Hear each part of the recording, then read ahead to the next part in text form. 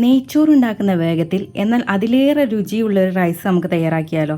അപ്പോൾ അതിന് വേണ്ടിയിട്ട് കൈമ റൈസ് നമുക്ക് ആദ്യം ഒന്ന് കുതിർത്തെടുക്കണം.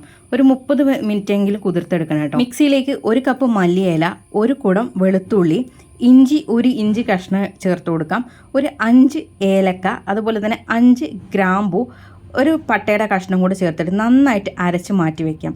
കുക്കർ എടുത്ത് അതിലേക്ക് 1/2 കപ്പ് ഓയിൽ ഒഴിച്ചിട്ട് ഒരു സവാള നല്ല പോലെ ബ്രൗൺ നിറാകുന്ന സമയത്ത് ഈ പച്ച മസാല കൂടെ ഇതിലേക്ക് ചേർത്ത് കൊടുക്കാം.